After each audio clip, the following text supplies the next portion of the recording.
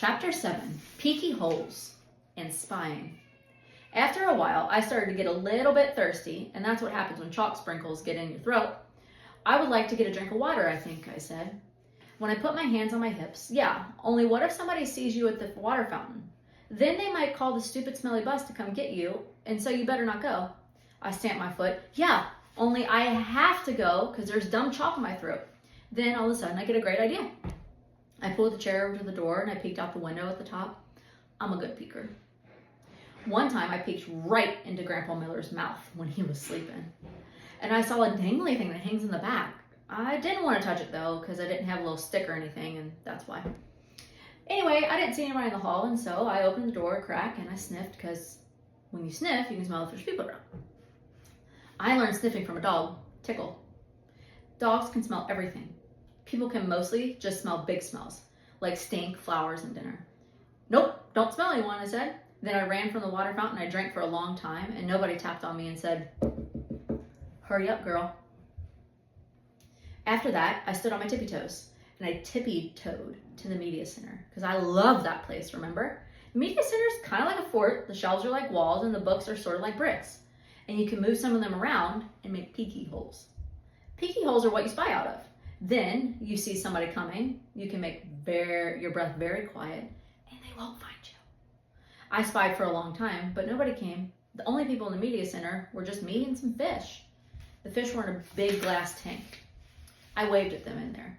Then I stirred with them with a pencil. I love fish very much. I eat them for dinner with coleslaw.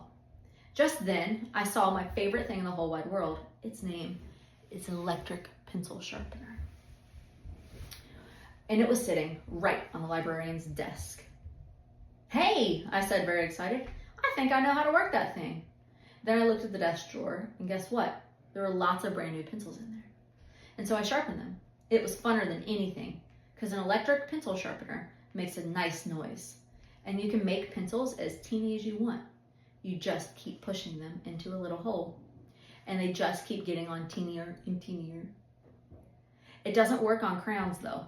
I tried a red one, then the pencil sharpener slowed way down, and then it made a sound. And after that, it just didn't go anymore. So then I heard a noise. It was walking feet, and it made me scared, because I don't want anyone to find me. That's why. So I squatted down and I looked through my peeky hole. Here's a picture. Looking through her peeky hole. Then I saw a man with a trash can. He was singing "Somewhere Over the Rainbow." That's a song I know. It's from one of my favorite movies, The Wizard of Oz. The man with the can didn't see me. He walked down the hall. Then I heard him go outside. I stayed squatted for a long time, but he never came back. Whew! That was a close one, I said. And so then I ran to find a better place to hide. Chapter 8, The Dangerous Nurse's Office. Guess where I ran to? Straight to the nurse's office, of course, because those little plaid blankets are good to hide under. There's neat stuff in there too, like a scale to weigh yourself and a sign with a giant E and other letters. The nurse uses a sign to test your eyes. She points to the letters, and you have to yell out their names.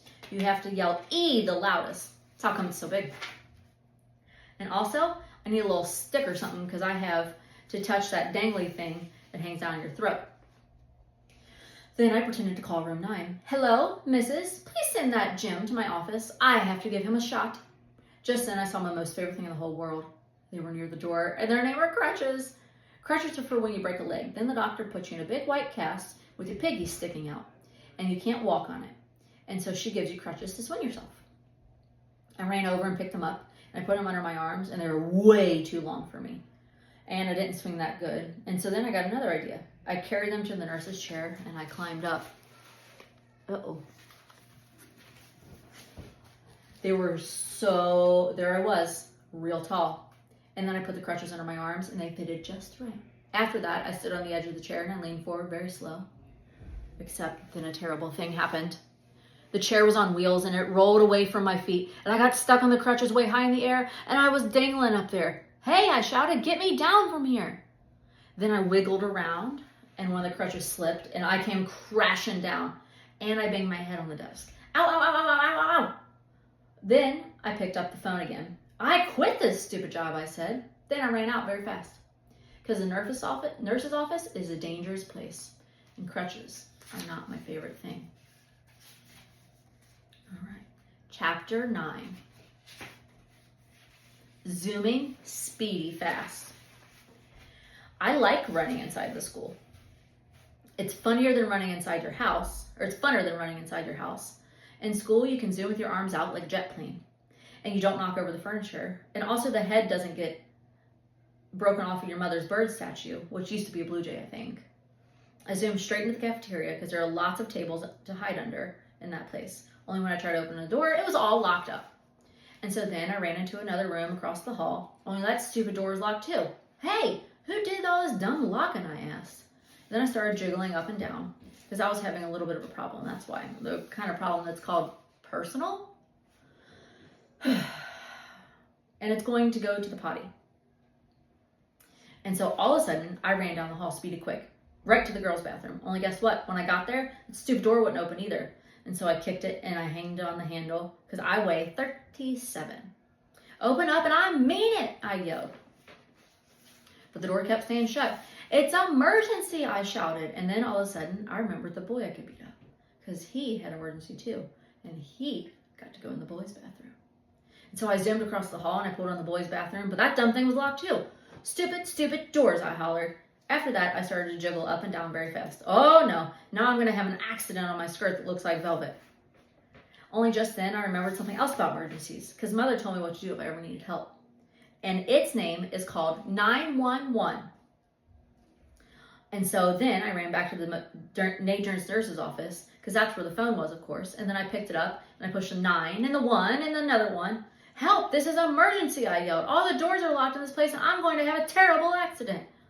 Then I heard a voice on the other end. She said for me to calm down. Yeah, only I can't calm down because I'm in big trouble and all by myself and I really need help real bad. Then the lady said to calm down again, except for I couldn't stand still. And so I just hung up and ran right out of there and just kept running and running until I got to the big doors at the end of the hall. And then I ran outside because maybe there might be a little toilet out there or something, except I didn't see one at all. All I could hear was sirens, loud sirens all over the place. And I kept getting closer and closer. And the big green fire truck came zooming right around the corner. And the white police car was fast in a red ambulance.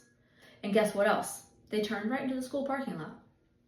So I stopped jiggling for a second, and I sniffed the air, only I couldn't smell any smoke. Then I heard a grouchy voice say, "Hey, hold it, Missy," it yelled. And I got very scared inside, because Missy is my name when I'm in trouble. I turned around, and there was a man with a can, and he was running at me.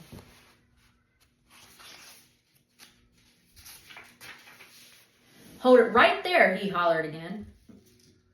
And then I started to cry. "Yeah, only that's the trouble. I can't hold it," I said. "I already held it in all I can. And now I'm having an emergency. All the bathrooms are locked and I'm going to have an accident very quick." And then the man with the can didn't look so grouchy anymore. "Well, why didn't you say so, sis?" he said. Then he pulled out a big bunch of keys out of his pockets. He grabbed my hand. And then him and me zoomed back into the school. Speedy fast. Chapter 10, the final chapter. Me and that Grace. The man with the can unlocked the girls' bathrooms for me. And I ran in there. And guess what? I made it. That's what. I didn't have an accident on my skirt that looks like velvet. Woo! That was a close one, I said. Then I washed my hands at the sink and I looked in the mirror and the gold star was still on my forehead. They looked beautiful up there. After that, I went into the hall with the man and he bent down to me. "Everything okay, sis?" he said. And so I nodded my head. "I holded it," I said, very happy. And then all of a sudden, there were lots of people running at us. There were firemen and policemen. And there was a tall lady rolling a bed on wheels. "Hey," I said to the man with the can. "What happened? Did somebody get run over here or something?" Then I saw Mrs. and Principal and Mother, and they were running at us too. And then Mother bent down and hugged me very tight. After that, everyone started talking at once, and nobody was using the quiet voices, and nobody was smiling either. Principal started to ask me a jillion questions. Mostly questions were about hiding in the supply closet. "I'm a good hider," I told him. Principal acted a little bit grumpy. He said I wasn't allowed to do that anymore. "When you go to school, you have to follow the rules," he said. "What would happen if every boy and girl had the supply closet after school?" "It would be very smushy in there," I said. Then he made his frowny eyes. "But we wouldn't know where anyone was or were, would we?" "Yes," I said. "We would all be in the supply closet." Then the principal looked up at the ceiling. I looked up there too, but I didn't see anything. After that, Mother looked at my Band-Aids. Did you hurt yourself? She asked. So I told her about the dangerous nurse's office, and then I showed her the principal's purple sweater, and she made me give it back. After that, everybody started leaving. The firemen, the policemen, and also the tall lady with the bed. Then, finally, my mother got to take me home. And guess what? I didn't have to ride on that stupid smelly bus. Except the car wasn't that fun because Mother was grouchy at me. I'm sorry the bus wasn't fun for you, Junie B, she said. But what you did was very, very wrong. Do you see all the commotion you caused? You had a lot of people very scared. Yes, but I didn't want chocolate milk poured on my head, I explained to her. It's not going to happen, growled Mother. And you can't just suddenly decide to not ride the bus all by yourself. Hundreds of kids ride the bus every day. If they can do it, you can do it too. Then my eyes got wet. Yeah, but the meanies on that thing, I said sniffly. Then Mother stopped being so growly. What if he had a friend to ride with, she said. Your teacher told me there's a girl in class who will be riding the bus for the first time tomorrow. Maybe you could sit together. Would you like that? I made my shoulders go up and down. Her name is Grace, said Mother. Grace? I said. Hey, I know that Grace. I learned her today. And so when we got home, Mother called that Grace's mother. And then they talked. And then me and that Grace talked too. I said hi, and she said hi, and she said she would sit with me. And so tomorrow, I get to take my little red purse on the bus, and I get to put it in the seat right next to me, so nobody will sit there. Nobody except for that Grace. And of course, she and me might get to be bus buddies. And we can hold hands, just like me and Lucille. I will like that, I think. And guess what else? Tomorrow, I think I might like yellow a little bit too. The end.